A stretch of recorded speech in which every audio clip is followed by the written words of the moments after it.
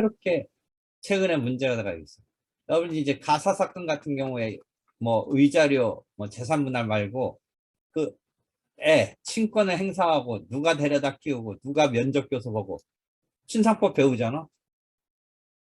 그런데 한쪽이 자식이지만 상대방한테 보내야 되는데 이걸 안 보내는 거야.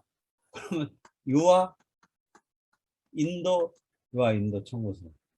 근데 이게 과거에는 이런 게 그게 문제 안 되는데 요새는 아동의 이제 어린애라도 인권 같은 게 있으니까 한쪽에 예를 들어 주로 엄마가 데리고 있으라 그러고 이혼한 아빠한테는 뭐 규칙적으로 보라고 한다든 이런데 이 할머니 같은 사람들이 애를 넓은 의미에 인질 비슷하게 자꾸 막 안 보내주는 거야.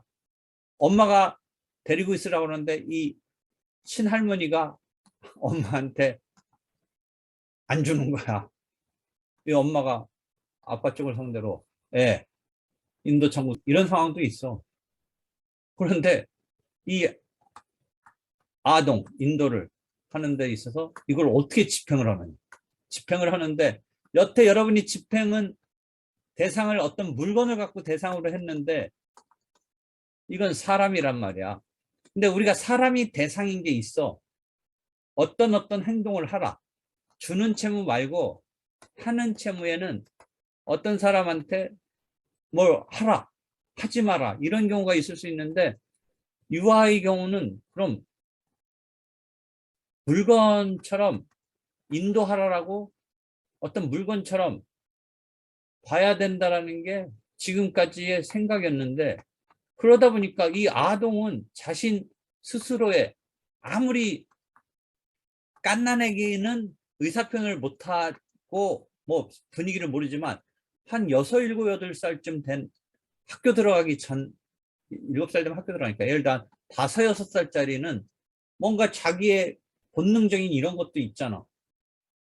근데 얘를 물건처럼 강제로 집행을 하면 이거 어떻게 어떤 식으로 해야 되는지 요건 토론거리가 있네. 자, 한번 생각해봐. 요거는 여러분 내가 할게. 유아인도라는 것이 그러니까 돈 주라 마라처럼 지금 어린애를 데리고 있는 측이 줘야 되는데 주라고 한 대로 뭔가 감정적인 게 남았다든지 상대방과의 그런 것에서 불신이 있어서 애를 안 넘겨주는 거야.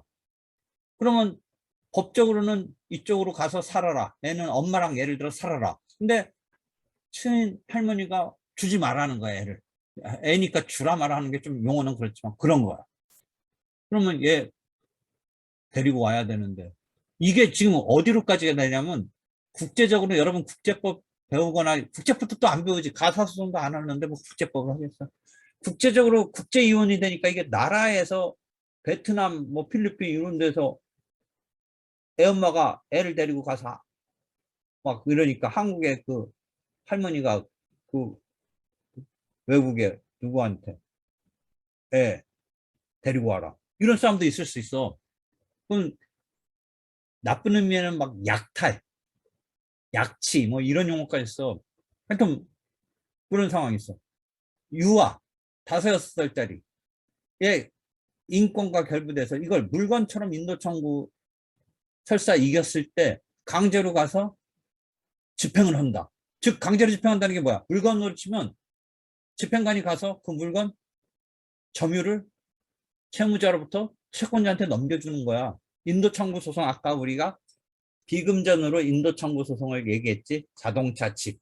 그리고 집행은 인도 청구에 대한 집행은 인도의 결과를 집행관이 동산의 경우라면 이렇게 해서 강제로 뺏어다가 준다. 이 개념이야.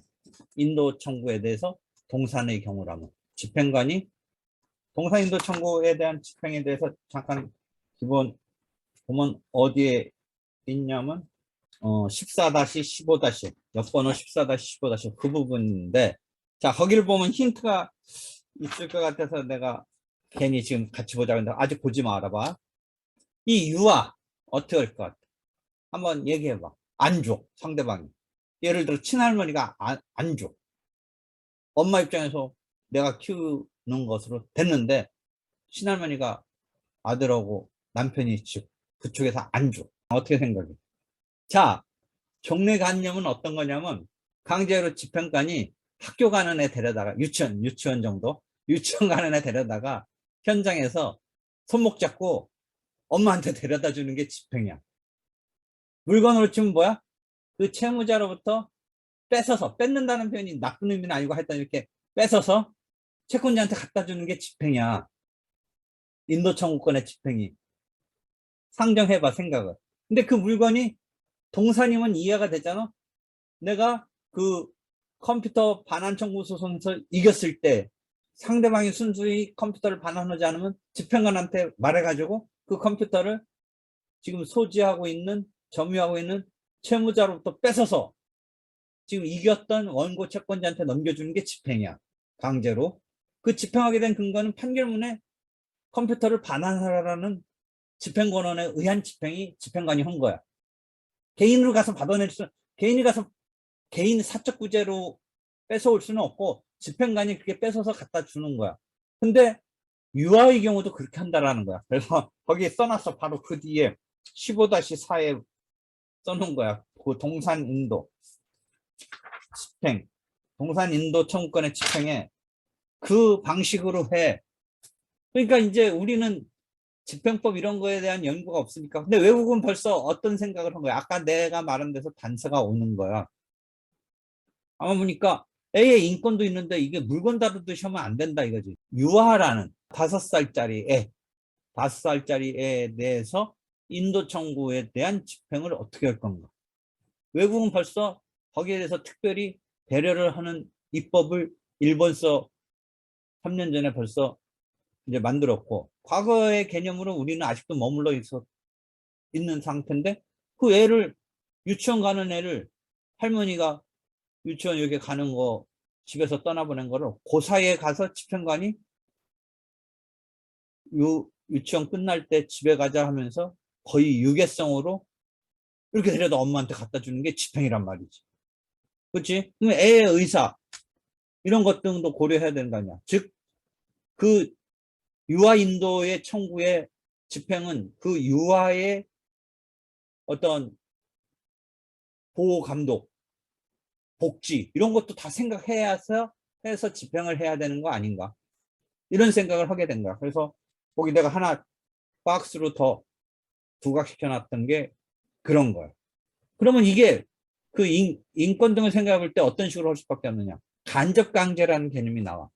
막 직접 가가지고 데려와서 이렇게 하는 걸 집행의 하나 분류나 종류에서 민법에서 잠깐 나오는데 채권법은 직접 집행이라고 그래. 직접 집행. 그럼 직접 집행과 대칭되는 말 등이 뭐가 있어? 간접 집행이 있고 대체 집행이 있어. 느낌 알겠지? 대체 집행은 뭐야? 그 돈을 어떤 사람한테 주고 철거시킨다든지 이런 집행. 그지? 철거는 꼭 채무자가 철거하지 않으면 돈을 내고 철거를 시키고, 물론 그 비용은 이쪽 채무자가 대게 시키겠지.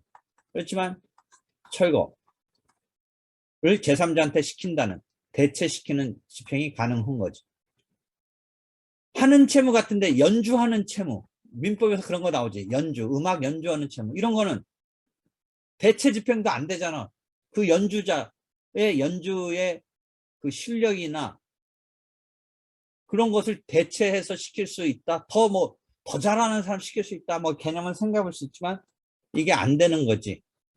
대체할 수 없는 거잖아. 연주한다 이런 거 같은 건. 그러니까 대체 집행이 안 되니까 그런 거는 어떻게 하는 수밖에 없어?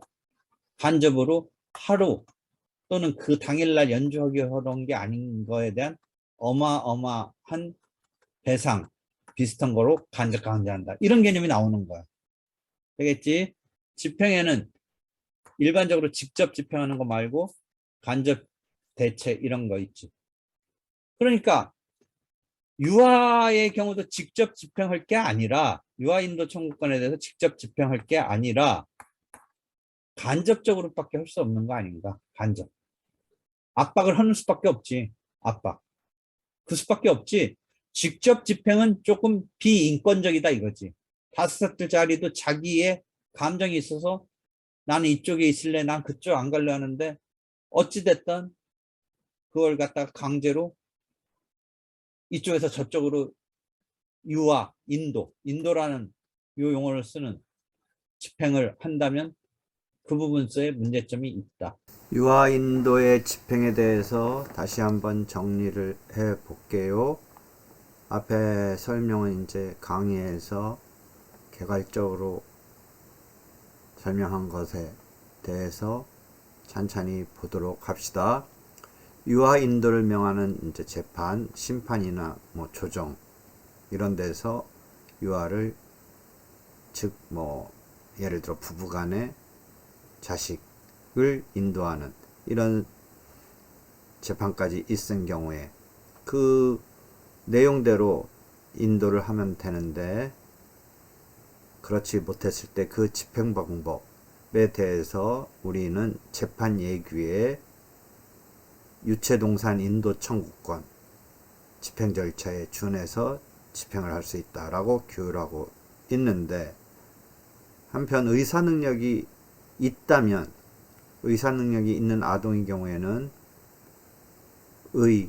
예규가 적용되지 않는다. 왜냐하면 의사능력이 있기 때문에 그 의사의 어떤 반영 이런 것 등을 좀 생각해 보는 거죠. 학설을 보면 우선 의사능력이 없는 유아라면 그 인도 청구권의 집행은 직접 강제가 허용된다. 그런데 의사능력이 있다면 이제 그 인격도 생각해 줘야 되는 거 아닌가 등등의 논의가 있는 거죠. 유아 인격도 존중해서 유아 인도는 직접 강제를 할 수 없고 간접 강제에 의해야 한다라는 입장도 있을 수 있는데 적어도 의사 능력이 있는 유아의 경우에는 만약에 그 유아가 반발하면 집행을 직접 강제는 할 수 없는 집행 불능이 될 수밖에 없고 그에 대한 인도 청구권은 성립할 수 없으며 집행관으로서도 그의 의사에 반해서 그 유아 의사에 반해서 행동을 속박할 수 없으므로 채무자에 대해서 채권자의 인수를 방해하지 않을 부작위 의무의 집행만을 인정해야 한다고 보는 것이 일반적 입장이다. 즉 예규에는 직접 강제가 규율되어 있지만 의사 능력이 있다면 그리고 반발한다면 집행을 함에 있어서 집행불능이 될 수밖에 없다. 그래서 채무자로서는 넘겨주어야 되는 사람으로서는 채권자, 인수를 방해하지 않을 부작위 의무의 집행만을 인정해야 한다고 보는 것이 일반적이라고 한다. 이러한 이제 기본적인 논의가 있는데 가사소송법에서는 이제 인도를 함에 있어서 이행명령을 할 수 있게 해놓고 있고 이행명령에 불응한 사람에 대해서 과태료 10,000원 이하의 과태료 그 다음에 과태료 처분을 받고도 30일 이내에 정당한 이유 없이 그 의무를 이행하지 않은 사람을 30일의 범위 내에서 감체에 처할 수 있도록 일종의 간접 강제를 유아 인도에 있어서 인정하고 있죠. 가사소송법에서. 다만 이러한 가사소송법의 규정이 있음에도 직접 강제를 전혀 할 수 없다고 볼 수 없고 그래서 그 직접 강제와 이 가사소송법에 의한 일종의 간접 강제가 병존한다고 볼 수 있다. 하여튼 강제 집행에 관한 규율을 유아 인도에 있어서 정비할 필요가 있고 일본은 3년 전에 법이 개정되었다. 이 부분에 대한 법이 개정되었다. 까지 이해해 두면 될 것 같습니다.